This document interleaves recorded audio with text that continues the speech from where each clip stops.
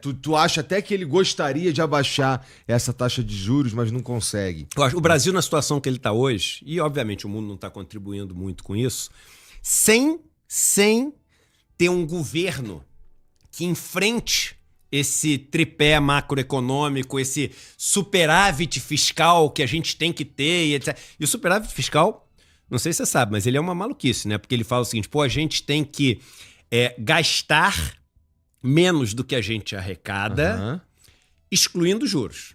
Ah, tá. Excluindo juros. Ou seja, já parou para pensar? Isso é o único país do mundo, isso é uma jabuticaba brasileira. Esse conceito de superávit primário, obviamente, outros países olham esse número, etc., mas essa obsessão é uma jabuticaba brasileira. O que a gente está falando? A gente está falando o seguinte, do dinheiro que entra para o governo, tem um gasto que vem antes de todos. Isso não está na Constituição, isso não está em lugar nenhum. Mas na prática a gente vive isso. Tem um gasto que vem antes de todos. Que é o dinheiro dos bancos. É o dinheiro dos bancos. E eu vou te falar uma coisa como isso é louco. Louco. Você pega, por exemplo, o dinheiro dos aposentados. O dinheiro dos aposentados. Muitas vezes você deve ter lido já no jornal que a fila da aposentadoria está em 1,5 milhão de pessoas, não sei o que ainda não receberam. Quem deve para ele é o Estado. Que é exatamente o mesmo ente que deve para o dono da LFT.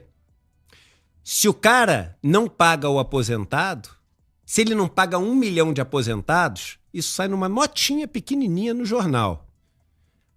Deixa de pagar uma LFT. Deixa de pagar uma LTN. No dia seguinte vai aparecer o seguinte: o Brasil quebrou. O Brasil entrou em default. Então, no momento em que você não tira a dependência dos bancos, no momento em que você não muda essa história do superávit primário que beneficia o sistema financeiro em detrimento de todos os outros, colocando uma hierarquia que não existe, nem deveria existir. No momento que você, enfim, deixa essas grandes esferas de poder se apropriarem do legislativo, dos ministérios, com os seus lobbies, do judiciário, do Supremo, porque nosso Supremo, me perdoe, virou uma grande casa de lobby.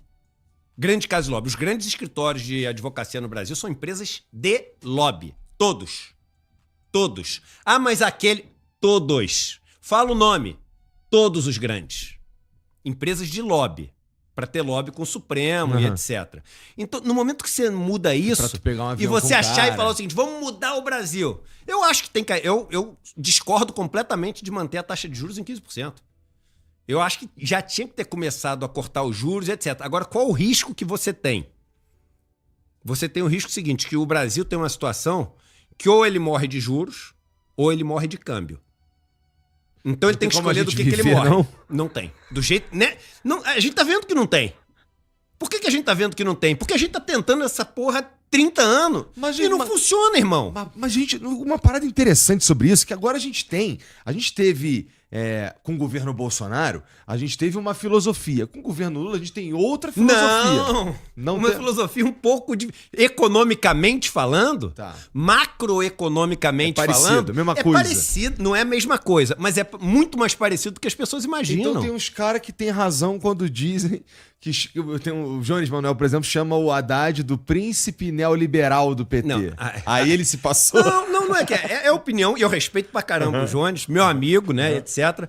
Não acho que o Haddad seja um neoliberal, mas ele não tem uma política econômica contrária ao neoliberalismo. Porque uma coisa é você não ser um neoliberal convicto. A outra coisa é você dizer que você é contrário ao neoliberalismo, mantendo o tripé macroeconômico, mantendo a dívida pública no poder dos bancos, não fazendo, por exemplo, um negócio desse que eu estou falando da caderneta de poupança.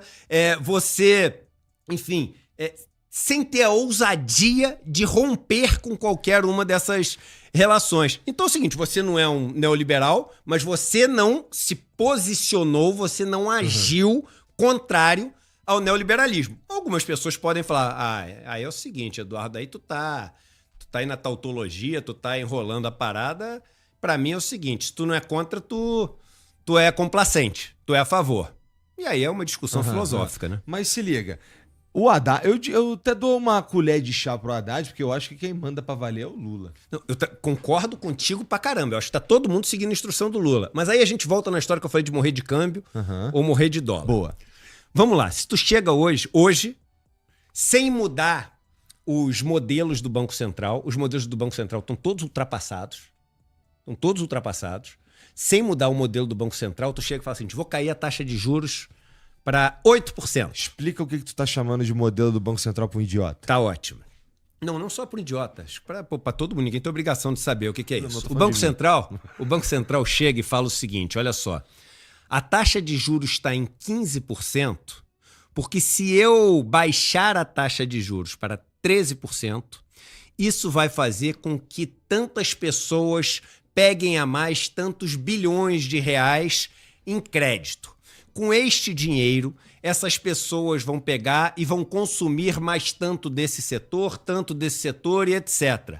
A gente tem uma capacidade ociosa no Brasil de tanto nesse setor, de tanto nesse setor. Nesse aqui pode ser que isso, por ter uma demanda que não vai poder ser suprida, que isso impacte aqui os preços para cima, que vai gerar inflação. Aqui não vai afetar tanto. Isso pode fazer com que acelere demais o negócio, que vai gerar um gargalo lá na frente. São muitas variáveis. Você pega todas essas variáveis e aí o Banco Central fala assim, com convicção, apesar de errar sempre, quase sempre, o seguinte, então eu não baixo, porque se eu baixar para 12%, a inflação vai para 8,74%. Ele fala até uns números quebrados, porque o modelo dá um número quebrado, é uma equação matemática. O que acontece? Nos últimos anos todos, o modelo errou demais. Só que o modelo, o mercado, ele é uma profecia autorrealizável. Tudo aquilo que todo mundo acaba acreditando, acaba acontecendo. Entendi. Por quê? Porque o mercado vive de expectativa. Então, é aquela velha história do banco. Se todo mundo acha que um banco vai quebrar, o banco quebra. Porque todo mundo vai lá e tira dinheiro do banco. Que isso é um exemplo fácil de todo mundo ter de profecia autorrealizável. Então, o modelo do Banco Central, ele acaba gerando profecias autorrealizáveis. O que, por exemplo, as pessoas fazem para manipular ali aquele boletim Focus, etc.? Elas pegam e forçam, né, variáveis que estão ali no modelo do Banco Central, com notícias que fazem as pessoas querer comprar mais dólar ou querer, enfim, pressionar alguma outra variável macroeconômica, e isso faz com que o boletim Focus aponte para uma taxa mais alta. Quando aponta para a taxa mais alta, automaticamente a expectativa da taxa de juros já aumenta. Quando a expectativa de todo mundo da taxa de juros aumenta, todo mundo entra no mercado futuro pegando e, tipo assim, tomando juros, que a gente chama, né? Aí, quando todo mundo toma, a taxa de juros começa a responder naquele sentido e quando chega no próximo Copom, o pessoal já fala assim, o esperado pelo mercado é uma alta de 0,5%. E aí o Banco Central olha e fala assim, caramba, se eu decepcionar o mercado inteiro, vai ter uma reação adversa e essa reação adversa vai gerar barulho, vai gerar risco, etc. Então, novamente, é a profecia autorrealizável de um modelo que se faz refém dos donos do capital. Aí começa no boletim Focus. Não, começa nesse modelo do Banco Central. Mas aí vamos supor que o Banco Central chegue hoje e fale o seguinte, não vou mudar modelo, não vou mudar nada.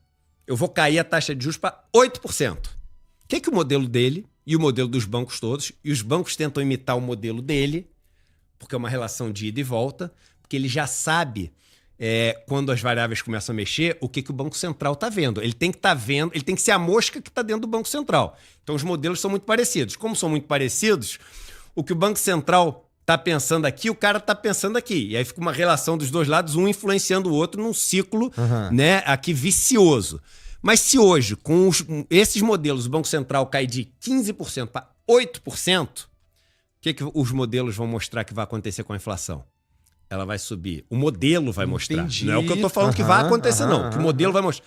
Ele vai falar, a inflação vai subir de 5% para 12%. Aí quando aparecer que a inflação vai subir para 12%, as pessoas vão começar a fazer o quê? Vão começar a querer investir já com esse cenário e os mercados todos vão caminhar por uma inflação de 12%. Se você é um cara que vende coisa, você vai falar o seguinte, não, agora a expectativa de inflação está em 12%, eu vou subir o preço do meu produto. E aí você começa a ter uma inflação que é induzida pela expectativa de inflação. Por isso que você deve ter ouvido muitas vezes no mercado aquela frase, ancorar as expectativas.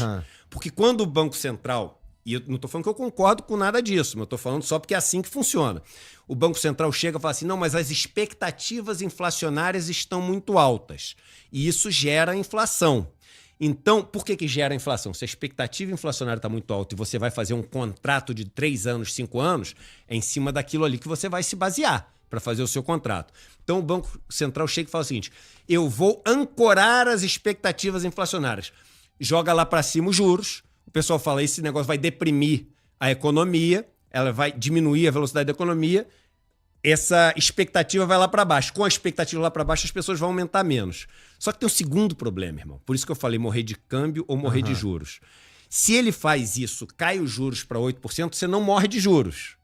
Mas se a expectativa inflacionária sobe, país com inflação significa que a sua moeda desvalorizou. Moeda desvalorizar significa o dólar o quê? Subir. Quando o dólar sobe, o que acontece com os preços aqui dentro? Porque você tem todas as commodities e no Brasil hoje em dia mais um monte de coisa que é importada porque a nossa indústria tem vivido décadas muito ruins. Você começa a ter inflação.